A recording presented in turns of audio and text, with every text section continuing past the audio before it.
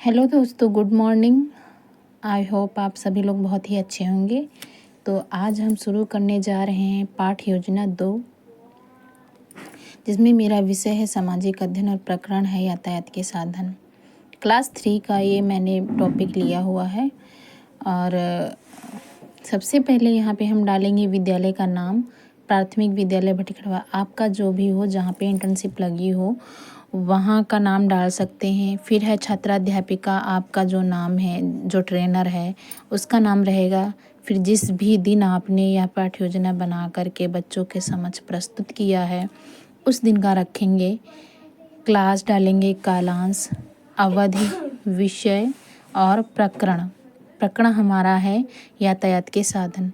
तो सबसे पहले हम डालेंगे सामान्य उद्देश्य। सामान्य उद्देश्य में हमने लिए हैं तीन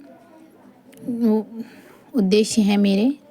छात्रों, सामाजिक और नागरिक शक्तियों का विकास कर सकेंगे, छात्रों का या विद्यार्थियों में तर्क एवं चिंतन शक्ति का विकास करना, छात्रों में सामाजिक अध्ययन विषय के प्रति रुचि उत्पन्न करना। फिर दूसरा हमारा है विशिष्ट उद्देश्य। विशिष्ट उद्देश्य को मैंने 4 पार्ट में डिवाइड किया है। मेरा पहला टॉपिक विषय लिया है मैंने नंबर 1 ज्ञानात्मक। इसमें छात्रों के यातायात के साधन का प्रत्यय स्मरण करा सकेंगे। छात्रों को छात्र यातायात के साधन के विषय में प्रतिभिज्ञान कर सकेंगे। बोधात्मक में छात्र यातायात के नियम को जान सकेंगे, छात्र यातायात के साधनों के बारे में जान सकेंगे। प्रयोगात्मक में है छात्र यातायात के साधनों का दैनिक जीवन में प्रयोग कर सकेंगे। शिक्षण बिंदु डालेंगे, अध्यापक का क्रिया, छात्र क्रिया, शिक्षण विधि, सहायक सामग्री। फिर यातायात के साधन, आप विद्यालय कैसे जाते हैं, यातायात के साधन किसे कहते हैं।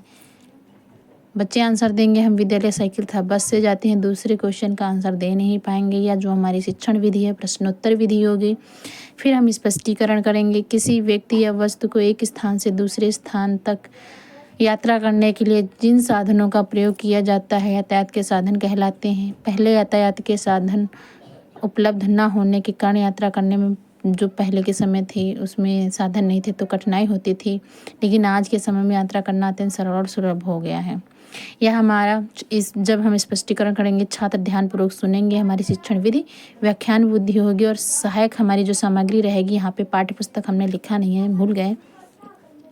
फिर यातायात के साधन 3 प्रकार के होते हैं। स्थल मार्ग, जमीन व स्थल पर चलने वाले साधन स्थल मार्ग के साधन कहलाते हैं। या 2 प्रकार के होते हैं, एक तो सड़क परिवहन और दूसरा रेल परिवहन। फिर शिक्षण बिंदु नेक्स्ट पे जलमार्ग साधन। जलमार्ग के साधन जिस साधन के द्वारा एक स्थान से दूसरे स्थान पर जाने के लिए समुद्र या नदी का उपयोग किया जाता है उसे जलमार्ग का साधन कहते हैं, जैसे नाव, स्टीमर, पानी का जहाज आदि। छात्र ध्यानपूर्वक सुनेंगे। व्याख्यान विधि, वायु मार्ग के साधन वह साधन जो आने जाने के लिए आकाश मार्ग का प्रयोग किया जाता है, वायु मार्ग के साधन कहलाते हैं, जैसे हेलीकॉप्टर, हवाई जहाज आदि। छात्र इस स्पष्टीकरण को ध्यानपूर्वक सुनेंगे। फिर नेक्स्ट आते हैं हेडिंग हमारी है मूल्यांकन प्रश्न। मूल्यांकन प्रश्न में हम जो चैप्टर पढ़ाएंगे, स्पष्टीकरण करेंगे, उसी से रिलेटेड कुछ प्रश्न करेंगे, जैसे जल मार्ग का साधन किसे कहते हैं। कुछ छात्र जो है इसका आंसर दे पाएंगे और कुछ नहीं दे पाएंगे। फिर हमारा दूसरा है यातायात के साधन किसे कहते हैं। यातायात के साधन एक स्थान से दूसरे स्थान पर जाने के लिए जिन साधनों का प्रयोग किया जाता है वे यातायात के साधन कहे जाते हैं। फिर क्वेश्चन नंबर 3 है यातायात के साधन कितने प्रकार के होते हैं। तो यातायात के साधन 3 प्रकार के होते हैं।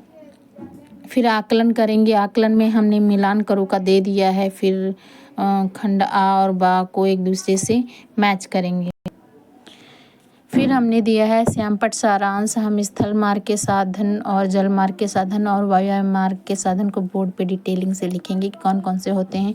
फिर हमने गृह कार्य दिया है, छात्रों को जल, स्थल, वायु मार्ग के साधनों की सूची बना करके लाने को दिया है।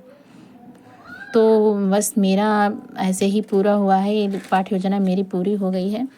तो आप लोग अच्छे से देख लेना। अगर आपको अच्छी लगती है, समझ में आता है, तो आप हमें कमेंट कर सकते हैं, बता सकते हैं कि आप आपको और भी ऐसे ही पाठ योजना चाहिए तो हम बना करके आपको देंगे। तो इस मेरे चैनल को सब्सक्राइब करिए। चलिए ठीक है।